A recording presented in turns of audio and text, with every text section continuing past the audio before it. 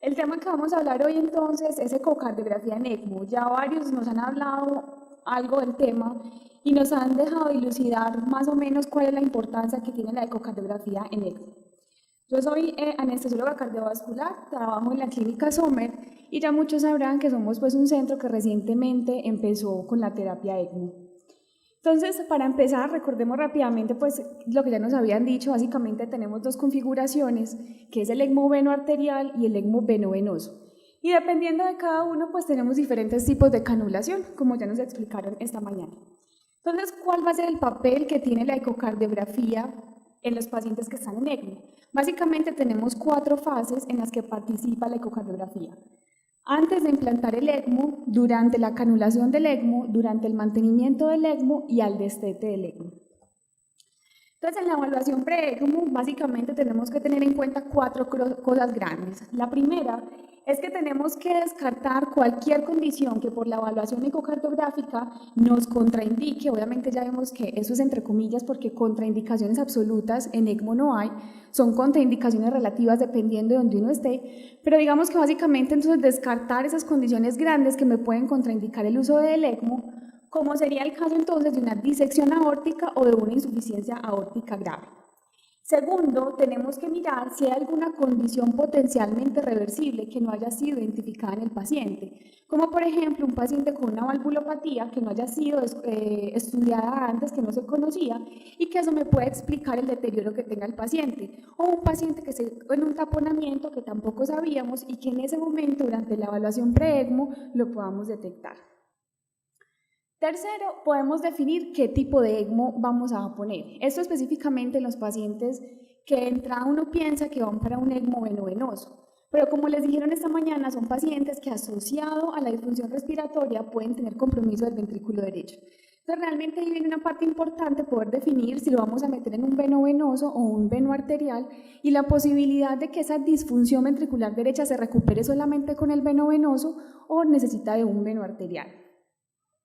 Y finalmente, entonces, detectar condiciones que me van a dificultar la canulación en estos pacientes o incluso el manejo como tal del ECMO, como puede ser, por ejemplo, una enfermedad aterosclerótica grave, un foramen oval permeable grande, un cero coronario dilatado, una red de Chiari prominente, un paciente que tenga una CIA, que tenga electrodo de marcapasos, que tenga estenosis tricuspidea, porque finalmente todo eso nos va a dificultar el manejo del paciente en ECMO. Entonces, básicamente serían las cosas grandes que yo tenía que evaluar. Eso es una evaluación ecocardiográfica, digamos, juiciosa. Sin embargo, hay que tener en cuenta que muchas veces pues, el paciente está en una condición inestable y yo no me puedo quedar ahí media hora, una hora, haciendo una evaluación ecocardiográfica completa. Pero entonces tengo que estar apuntada a identificar esas cosas grandes que yo les acabo de mostrar, que finalmente me van a impactar en las decisiones que yo tengo que tomar en ese momento en la canulación y en el manejo del paciente en ECMO.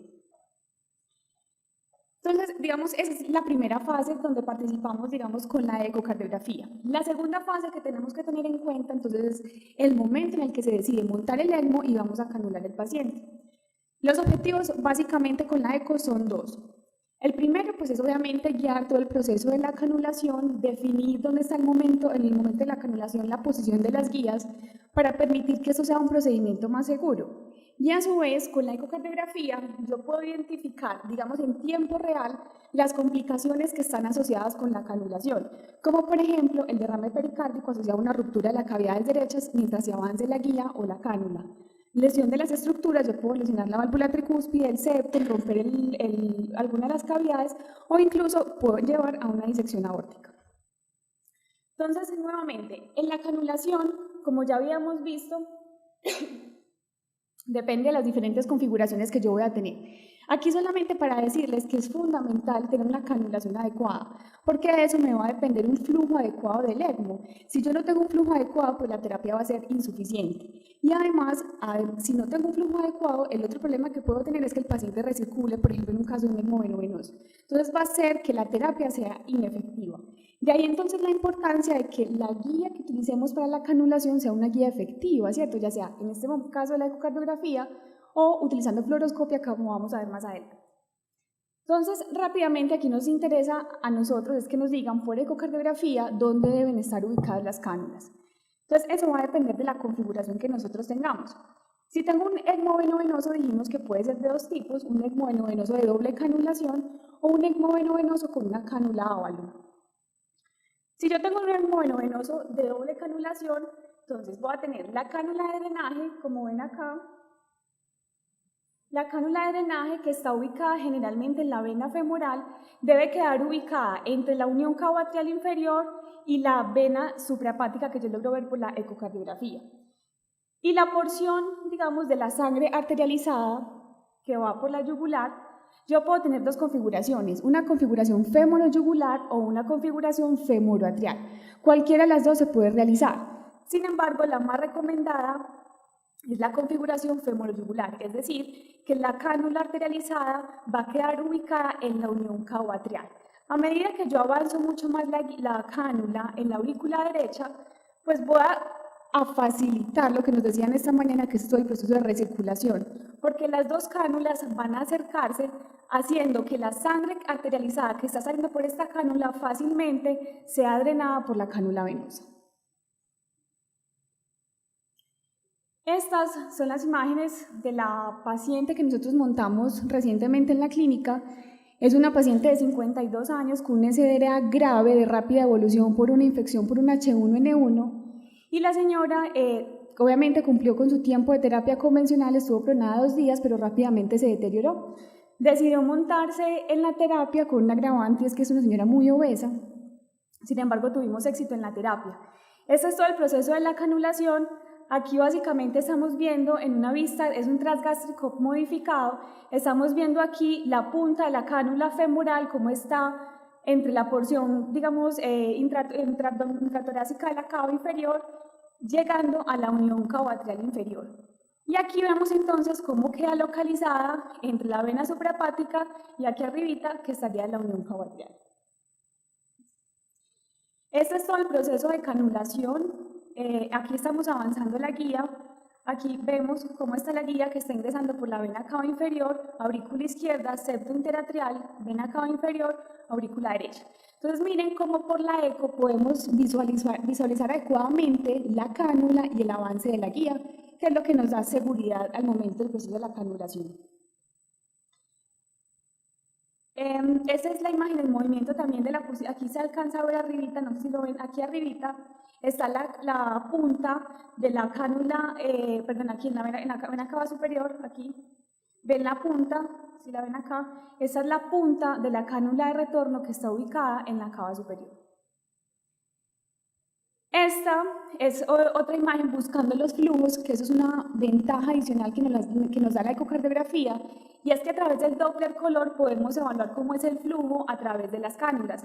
Aquí esto es una vista bicava y vemos cómo esta es la cánula de retorno y cómo está saliendo el flujo hacia la aurícula derecha. Entonces digamos que esa es la configuración de un venovenoso de doble canulación, que sería como el más sencillo desde el punto de vista ecocardiográfico. El gran reto para nosotros llega cuando nos dicen que vamos a poner una cánula Avalon. Realmente, a pesar de los beneficios que tiene esta cánula, que es una cánula que me disminuye el riesgo de circulación, me permite la rehabilitación de los pacientes, tiene una gran limitante y es que es una cánula que exige un posicionamiento muy preciso y adecuado para evitar que el paciente se vuelva hipoxémico. Entonces, exige desde el punto de vista del ecocardiografista, digamos, mucho entrenamiento para lograr una ubicación adecuada. La cánula Avalon es una cánula de doble lumen, como ven acá, pero que solamente requiere un sitio de inserción. Tiene este lumen, que vendría a ser la cánula de drenaje, y por este otro lumen es la cánula, pues es la parte de retorno, la sangre arterializada. No sé si alcanzan a ver aquí en la imagen, la cánula, como les explicaron esta mañana, tiene 3 orificios, un orificio proximal, un orificio distal. El orificio distal está ubicado en la cava inferior, el orificio proximal en la cava superior y un orificio en la mitad que es el que va por el que sale la sangre arterializada y debe quedar dirigido hacia la válvula tricúspide. Entonces, ¿cómo es la posición adecuada que debemos lograr con esta cánula y guiar por ecocardiografía? Entonces, el primer punto es uno avanza la cánula por la vena yugular y avanza la cánula pasando por la aurícula derecha hasta llegar a la vena cava inferior. O Ustedes van a encontrar en la literatura que hay muchas diferencias en lo que escribe la gente sobre cómo debe quedar ubicada la cánula. Sin embargo, esta es la publicación más reciente y digamos que lo que más se acerca a los mejores resultados. Y nos dicen que la punta de la cánula debe quedar distal a la salida de las venas suprahepáticas. Y la razón de esto es porque es una cánula que fácilmente se desplaza. Y ya se ha documentado cómo fácilmente esta cánula puede insertarse en las venas suprahepáticas. Entonces, la punta debe quedar distal a la vena suprahepática con un recorrido más o menos de 3 a 5 centímetros dentro de la vena cava inferior. El segundo orificio, entonces el orificio proximal, que es el que está ubicado en la vena cava superior y debe quedar inmediatamente antes o en la unión cavoatrial. No debe quedar en la aurícula derecha porque eso me va a favorecer la recirculación. Y el tercer orificio que tenemos entonces es el orificio de retorno donde va a salir la sangre arterializada y digamos aquí es donde está el cuento del asunto, porque este es el orificio más difícil de ubicar. Este orificio debe quedar hacia el centro de la válvula tricúspide, o sea, no debe pegar ni contra la valva anterior ni contra la valva posterior. Debe estar centrado completamente en la válvula tricúspide. Y eso va a garantizar que sea un flujo laminar el que está saliendo de la cánula y eso me facilite que no haya recirculación y que no haya hipoxemia en el paciente. Estas son varias imágenes de todas las posibilidades que hay de errores en la canulación con la cánula Avalon. Puede quedar la punta de la cánula en la vena hepática, como les mostré. Puede quedar la cánula muy poco profunda, es decir, que el orificio, como ven aquí, que el orificio distal no queda insertado en la vena cava inferior, sino que queda en la aurícula derecha. Si ven, miren donde queda, al quedar poco insertada, mire donde queda el orificio que debería quedar dirigido hacia la válvula tricúspide. Eso va a hacer que fácilmente haya recirculación. También, si poco inserto la cánula, puede pasar que el orificio de drenaje quede en la unión atrocava superior. Todo esto ¿a qué me va a llevar? A que posiblemente haya recirculación. También puede pasar, no sé si vieron al principio, que la cánula, la orientación debe ser la parte donde sale la sangre arterializada de esa cánula, que es donde está pues como la curva, debe quedar hacia medial, hacia la oreja del paciente. Y la razón de eso es porque eso me facilita que el orificio quede orientado hacia la válvula tricúspide. Si yo lo roto, fácilmente el orificio y el flujo va a chocar contra la pared lateral de la aurícula derecha y no vamos a garantizar que ese flujo se vaya por la válvula tricúspide. También puede pasar que es desastroso que la cánula quede dentro del ventrículo derecho. Si esto ocurre, pues fácilmente puede haber una ruptura del ventrículo derecho, o también puede pasar que quede muy adentro de la vena cava inferior, facilitando eso también la recirculación porque miren donde quede el orificio de retorno. Finalmente, todas estas malas posiciones, como yo les acabo de decir, se traducen o que haya una recirculación o que se obstruya el flujo de la cánula y todo eso se traduce en hipoxemia del paciente. Para yo evaluar la posición de esta cánula, inicialmente para la canulación yo tengo, digamos que una vista mandatoria y es la medioesofágica bicava. Si ven acá, entonces, como les mostré ahorita, aquí lo que vemos es aurícula izquierda, septo interauricular, vena cava superior, vena cava inferior y aurícula derecha. Entonces, con esta vista es que yo voy a poder dirigir la canulación o el avance tanto de la guía como de la cánula. La guía y la cánula deben ingresar por la vena cava superior y dirigirse hacia la vena cava inferior para lograr la posición adecuada. Estas son las imágenes entonces de la paciente que yo les conté que tuvimos en la clínica. Esta señora a los 24 días la pudimos pasar a una cánula Avalon para empezar todo el proceso de rehabilitación y aquí vemos entonces cómo está ubicada la cánula en este momento. Aquí estábamos avanzando la cánula hacia la cava inferior, como ven aquí, entonces aquí ya está un poco más avanzada buscando la cava inferior.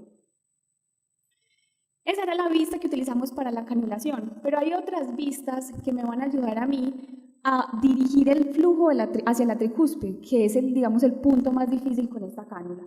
Estas vistas que vamos a utilizar entonces son la bicava modificada porque básicamente yo voy a poder visualizar la válvula tricúspide y voy a poder dirigir el flujo del orificio de retorno. El tracto de entrada y de salida al ventrículo derecho, pues porque obviamente aquí voy a visualizar la válvula tricúspide y eso también me permite evidenciar si hay un paso de la guía o de la cánula hacia el ventrículo derecho. Y la tercera vista es el transgástrico, tracto de entrada del ventrículo derecho. Aquí vemos la aurícula derecha, válvula tricúspide, tracto de entrada del ventrículo derecho, y aquí se insinúa el tracto de salida del ventrículo derecho. Entonces, básicamente aquí lo que yo voy a hacer es dirigir el flujo hacia la válvula tricúspide, y lo importante es que sea un flujo que sea laminar, que no sea un flujo turbulento, porque eso me va a generar recirculación. Y eso básicamente lo voy a lograr con el Doppler color. Entonces aquí vemos una imagen. Esta es una vista transgástrica del tracto de entrada del ventrículo derecho, y si vemos, aquí estaría lo que vendría a ser la aurícula derecha, aquí estaría el ventrículo derecho, y si vemos, aquí se ve un flujo turbulento.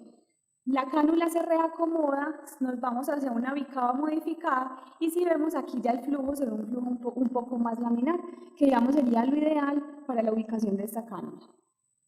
Aquí vemos entonces la posición de la cánula. En la paciente que nosotros tuvimos, esta es una señora realmente por sus condiciones, como les dijo el doctor, todas estas mediciones son aplicadas en otras poblaciones. Cuando uno los extrapola a nuestra gente, eso no aplica. Entonces, en el caso de esta señora no pudimos avanzar mucho más la cánula, porque entonces ya se nos descuadraba el orificio que iba hacia la tricúspide. Entonces, esta la dejamos. No pudimos avanzarla por debajo de la suprahepática, sino que quedó básicamente a nivel de la vena suprahepática.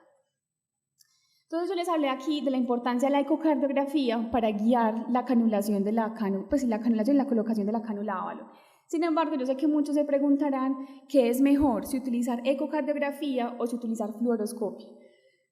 Hasta aquí todo el mundo nos ha dicho, los que pues, han estudiado el tema, se sabe, o la recomendación es que utilicemos fluoroscopia para la colocación de la cánula ávalo. Ahorita salió este estudio publicado en el Journal de Anestesia Cardiotorácica, que incluso todavía está en prensa. Este fue un estudio que se hizo en Estados Unidos e incluyó 45 casos de pacientes llevados a ECMO venovenoso con cánula ávalo, recolectados desde el 2012 hasta el 2018. De esos pacientes, en el 93%, o sea, en 42 pacientes, se guió la colocación de la cánula ávalo solamente con ecocardiografía, sin necesidad de fluoroscopia. En esos pacientes, solamente en el 13% se documentó malposición inicial de la cánula cuando se hizo solo por ecocardiografía. O sea, en el 87% fue exitosa la colocación de la cánula ávalo solamente con ecocardiografía. De esos pacientes en los que hubo malposición, solamente en 2 pacientes hubo paso accidental de la cánula hacia el ventrículo derecho. Entonces vemos cómo en el 87% tiene éxito la ecocardiografía para guiar la posición de la cánula ávalo. Sin embargo, este estudio también muestra una cosa importante, y es que así la cánula haya quedado bien puesta al principio, es una cánula que fácilmente se desacomoda. Entonces miremos aquí como en el 38% de los pacientes requirieron reacomodación de la cánula ya estando durante el ECMO. Entonces eso hay que tenerlo en cuenta, porque eso no significa que si una cánula nos quede bien puesta, fácilmente esa cánula se puede desacomodar durante todo el manejo del paciente en ECMO.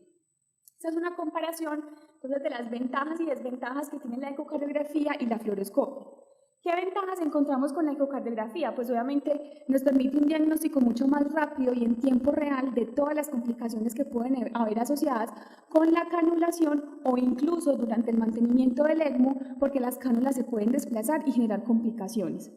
Es un examen que se puede realizar a la cabecera del paciente sin necesidad del traslado del paciente, y recordemos que generalmente son pacientes muy inestables, o en el caso del ECMO venovenoso son pacientes con un alto soporte ventilatorio, entonces va a ser difícil toda la parte del traslado. Además, nos permite evaluar toda la parte de la función del ventrículo derecho, de la función del ventrículo izquierdo, que va a ser importante tanto al principio como durante el mantenimiento del ECMO. ¿Qué desventaja grande tiene? Pues que necesita un entrenamiento importante, y hay que tener en cuenta todos los artefactos que se producen principalmente por las cánulas y por las guías, que me pueden llevar a un error en la posición de la cánula si yo no sé reconocer que eso es un artefacto. Con la fluoroscopia, muy importante, pues me permite ubicar adecuadamente la guía independientemente del ángulo o del plano en el que yo esté.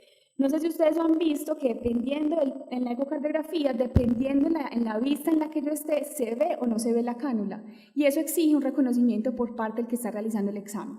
En la fluoroscopia, pues esto no va a ocurrir, yo siempre voy a estar viendo la cánula y la guía. Y otro punto importante es que pues en la unidad de hemodinámica yo voy a tener más disponibilidad de guías en el caso en el que las que trae la cánula no sean suficientes. Entonces puedo tener diferentes tipos de guías para permitir una canulación mucho más fácil.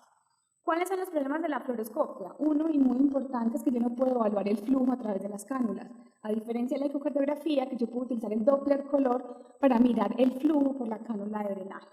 Y lo otro, pues entonces, es el traslado del paciente, que es un paciente inestable, y cómo eso puede generar un retraso en la canulación mientras se trata de compensar al paciente para poderlo trasladar. Entonces aquí uno dice, entonces, ¿yo qué hago? ¿Cuál utilizo? ¿La ecocardiografía o la fluoroscopia? Pues porque las dos tienen sus ventajas y sus desventajas. Mi conclusión a la que llegué después de haber estudiado este tema es que ojalá podamos utilizar ambas mientras se pueda. Si es posible hacer el traslado del paciente a la sala de hemodinámica, o obviamente exigiendo también la presencia de la ecocardiografía.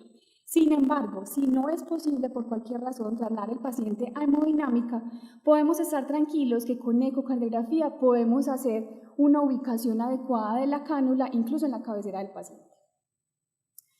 Ya siguiendo entonces con la parte de ECMO veno-arterial, como les dijeron esta mañana, en el ECMO veno-arterial tenemos dos configuraciones, que es la configuración periférica y la configuración central. En la configuración periférica, entonces, tenemos primero una cánula venosa que va a estar ubicada por la vena femoral, y tengo dos opciones. Una es avanzarla hasta la aurícula derecha. Lo importante si va a quedar en la aurícula derecha es que esté lejos del septo interauricular para que no vaya a haber una lesión del septo interauricular o incluso lo atraviese. O la otra opción es que quede en la unión atrocada de la vena cava inferior. Aquí les pongo la vena cava superior y es porque en el ECMO veno-arterial periférico pues generalmente se hace una canulación venosa por la vena femoral, pero también hay otro tipo de canulaciones en la parte superior. Y la cánula arterial entonces generalmente está colocada en la arteria, por la arteria femoral, y la idea es avanzarla hasta la arteria ilíaca o hasta la aorta abdominal. Esta cánula no la podemos ver por ecotrasesofágica. ¿Qué podemos contribuir nosotros? Es en el momento de la canulación uno puede ir a buscar la aorta descendente y determinar cuando avance en la guía que realmente sí está en la luz de la aorta, porque se ha visto cómo esa guía puede quedar en las ramas de la aorta y tener una falsa canulación. En el ECMO central, pues como les digo de esta manera, es básicamente igual que en un paciente que va a circulación extracorpórea, y la cánula venosa queda ubicada en la aurícula derecha y la cánula arterial queda ubicada en la aorta ascendente. Aquí que es importante que yo por ecocardiografía pueda evidenciar cómo está el flujo de esta cánula arterial, que no quede muy cerquita del plano de la válvula aórtica o que el chorro no quede dirigido hacia la válvula aórtica. Si esto pasa, fácilmente la válvula aórtica queda cerrada y ya vimos las complicaciones que ocurren si la válvula se cierra. Cómo esto va a empeorar la distensión del ventrículo izquierdo, la isquemia subendocárdica y obviamente la disfunción del ventrículo izquierdo. Este fue otro paciente que tuvimos, la primera de hecho que tuvimos, que fue una paciente de 26 años, que la montamos en un ECMO veno-arterial después de un paro, y esa niña está pues después de cirugía. Y aquí vemos cómo está la canulación, aquí vemos cómo está la cánula aórtica. Si vemos aquí, esta cánula tuvo que, no pudo reacomodarse, solamente la sacamos un poquito porque estaba muy pegada al plano valvular y el chorro estaba pegando directamente contra la válvula aórtica. Y aquí vemos en esta vista, son 4 cámaras, vemos aquí la entrada de la cánula venosa en la aurícula derecha. Eso entonces era lo que evaluamos cuando vamos a canular al paciente. Una vez canulado el paciente, inmediatamente lo que el ecocardiografista tiene que hacer es evaluar cómo está el flujo por el orificio de la cánula de drenaje. Finalmente esta es la cánula inicialmente más importante porque es la que me va a permitir que todo el circuito tenga adecuado flujo. Si esa cánula no está drenando, está obstruida, está mal puesta, el circuito se queda sin flujo y no va a funcionar. ¿Esto cómo lo vamos a hacer? Dependiendo pues de la ubicación o de donde tengamos la cánula, vamos a evaluar el flujo. ¿Cuál es la recomendación? Eso se hace con un Doppler continuo. Se pone el Doppler a través del flujo, donde evidenciamos la cánula de drenaje y vemos cómo hay presencia de flujo por la cánula. Listo, ya tenemos el paciente canulado, empezamos el ECMO. Entonces, la siguiente fase en la que vamos a participar es cómo vamos a hacer la evaluación ecocardiográfica de ese paciente que está en ECMO. Entonces, obviamente eso va a depender en la configuración en la que se encuentre, si es un ECMO venoarterial o es un ECMO venovenoso. En el ECMO venoarterial, entonces es fundamental, las recomendaciones es incluso que a estos pacientes se les haga ecocardiografía diaria para evaluar cómo ha sido todo el proceso de recuperación de la función ventricular, si hay o si realmente el paciente no recupera nada de función.